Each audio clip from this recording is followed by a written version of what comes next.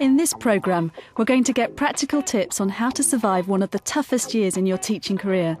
We're going to hear the experiences of 3 teachers who've just completed their induction year.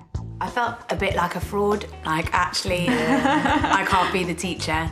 Where's the real teacher? Who's going to come in and take this class? They cannot bend over backwards enough for you. They want to do everything, but it all changes after a week. We're going to get expert advice on common induction problem areas from well-known columnist, author and lecturer Sara Bubb. Most NQTs go through a pretty recognised common pattern of starting off the term feeling very, very optimistic. After the summer, you don't feel confident. You feel like you've forgotten everything. What did they teach us about behaviour management? What was that essay I wrote about organising the classroom? You forget everything. That idealism quickly turns to sort of reality, and a lot of NQTs get into survival mode. The thing was, I just did not know how I was going to get till Christmas. I also felt very, very overwhelmed. But at the same time, I felt it was a challenge which I wanted to meet. I say to teachers, it will get worse before it gets better, but then it really will get better. This question that I get is pretty typical of many. How many people actually fail the induction year? Is it a significant risk? Well, no, it's not a significant risk. At the moment, the numbers are about 1 out of every 500 new teachers don't pass their induction year. And it certainly shouldn't happen, because no matter how many problems you have in your first year, the whole system is set up to support you. So if you're having behaviour management problems in the first term, which would be extremely common, the school's duty and the LEA's duty is to make sure that your induction support programme helps you with those behaviour management problems. So somebody failing, it should be an absolute last resort. It's just really important to remember before your first day, the kids are going to be more worried than you. No matter how nervous you are, they're more nervous. You know the literacy strategy and the numeracy strategy inside out and back to front, but actually the way that they're implemented in schools is so different. Yeah, and so to get used to the school systems. systems. Go in and ask really basic questions and it won't be a silly question. Yeah, some of the questions that I asked was just whether there were whole school policies on things like lining up, classroom organisation, how children sit, or whether that could be decided by the individual teacher. I've got a question here from somebody that's off travelling for the whole of the summer, the lucky thing, and she says, I won't have time to get into school before I start in September. Will that be a problem? Well, it would be nice to think that it wouldn't be a problem, but I think in a primary school it will. Most primary classrooms, when you go in at the end of the summer holidays, the furniture is just in a heap in the middle of the classroom.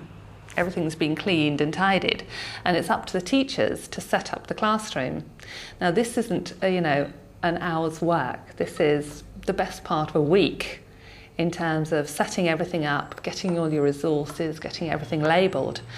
And for those poor teachers that can't get in because they're away, they'll never have that time again, because once term starts, the pace of life is so fast.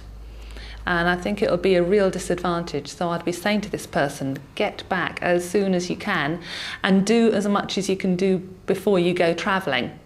For instance, get into the school, get the schemes of work, get all your planning done before you go, get all your labels for trays made and done, do as much as you can do physically before you go away. Yeah, and certainly to warn the school that this is the case. It's great reading in theory about how to set up a classroom, but when you walk in and you've got a pile of furniture on the carpet, You spend hours moving it. Absolutely hours. Get someone in, get your friends in to come and help you. Drawing a plan, like draw a you plan. said, for your classroom. Don't be afraid to ask people as well, because everyone remembers what it's like being an NQT.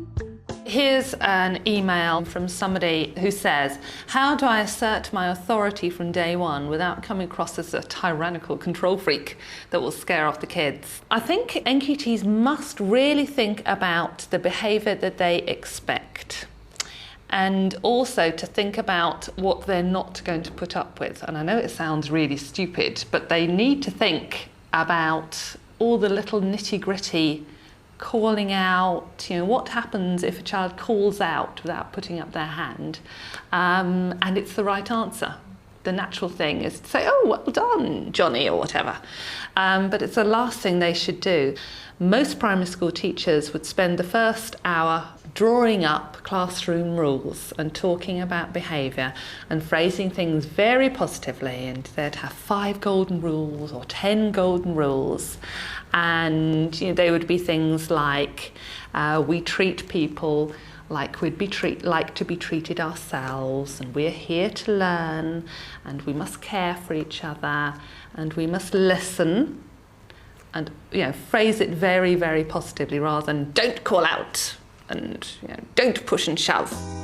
In terms of behaviour management, I think I felt quite frustrated in the first few weeks, because it was almost like a stop-start. You'd feel you'd made strides to some extent, and then you'd take 5 steps backwards. When you've set up your rules, you also need to think about the consequences for those rules, and need to make clear to the children that they have choices. No matter how young they are, they have the choice to do the right thing, to stick to the rule, to do the thing that's expected of them, the good thing. So all those reward systems, praise, smile, thumbs up, points for their table or whatever, all need to be set up and systematic and really fair. I expected before I started to be sorted in the first few weeks, and I wasn't, so this feeling that everything should be sorted, I should be on top of everything by now. But it's only a few weeks, it takes longer. I think a huge pressure to get it all sorted out straight away, which you can't actually do. But you want people to walk into your classroom and see it running like clockwork, and you've got to be realistic with yourself. I think non-verbal stuff, very powerful. That rather cross-faced, that look. I'm very disappointed in you type look, very powerful. The actual moving physically to the child that's messing around or not paying attention or talking when they're not meant to be, so that you don't interrupt the flow of your teaching. That's the key thing. You need to look at why that child is behaving the way they are. Why are they like that? Are they doing it as an avoidance tactic? They can't do their work, but they don't want to say they can't do their work. They're going to mess around instead. Okay? So you need to think, right, I need to make the work easy enough for them to do. Or maybe it's a power struggle. Say, year 6, hormones kicking in, it's cool to sort of take on the teacher. In that sort of situation, you want to get them on their own, and then they will normally comply. So if you look at the reasons why they are choosing not to do the right thing, that's the best option. The most important thing in terms of behaviour management is to have fun lessons. Your lessons need to be exciting. If they're exciting, well planned, and the children enjoy them, you're not going to have problems. I use brain gym with my class, and it's something I use in order to get the size of their brain coordinating, but actually I use it as a behaviour management tool. If the children are either dozing off to sleep or getting a little bit hyper, get up, out of your chairs, and do something a bit physical. There's that one, there's the pieces of eight.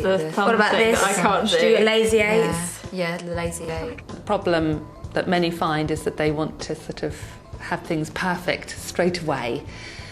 And that's where the induction tutor role is so crucial, because they can just kind of say, hang on a minute, let's just get this working right, and then you can do that. But let's just go one step at a time. So there's that opposite. Cross crawl. Cross crawl, that's it. What about thumb and baby finger? That's quite challenging for us. Yeah. There's a question here about working with a teaching assistant. It says, how should I approach working with a teaching assistant? This is, again, a really important question. Some newly qualified teachers can feel quite threatened by a teaching assistant who clearly knows more than they do, clearly gets the children quieter, has more status in the classroom. That can be really hard to manage. But what I'd say to somebody in that situation is, well, great, you've got somebody in the room that can keep the children under order. something you need to be able to ask is what you can expect your TA to do. How much, when can you get your TA to do admin work for you?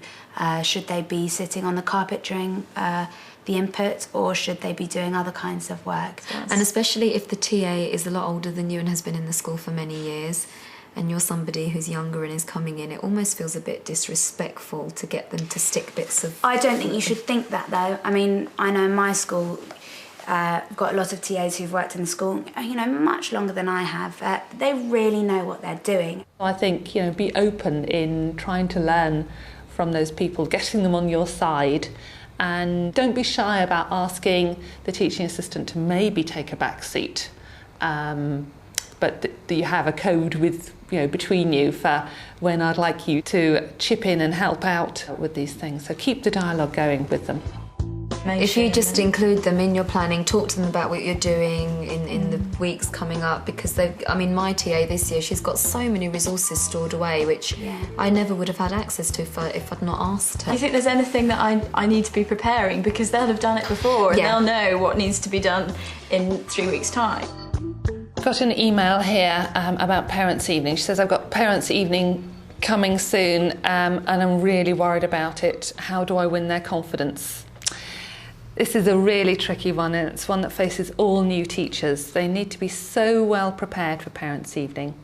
If you get parents on your side, if you win their confidence, things are going to go really smoothly. And the opposite is really significant. If parents leave the Parents' Evening feeling twitchy about who their child's teacher is, you're in for a lot of trouble. So really important to prepare well for Parents' Evening.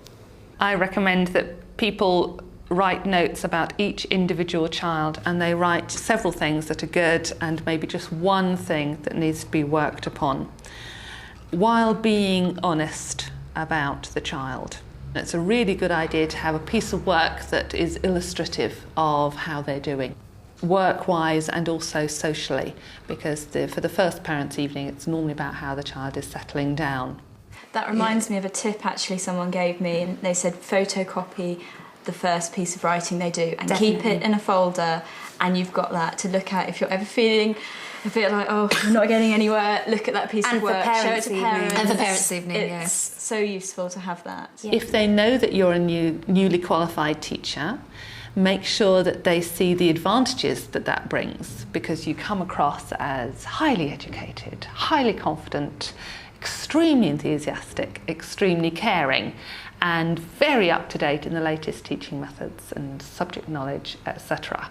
So they're not seeing having NQT as any bad thing or any deficit model. So very important to be very well organised and think about how you're going to end the conversation, like the theatrical looking at your watch. Oh, our time is up, I'm afraid. It's been so lovely meeting you, shake hands, stand up, all that sort of thing.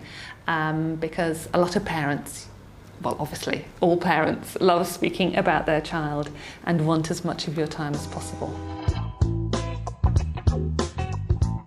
Teaching is all about having fun. You've got to enjoy what you're doing.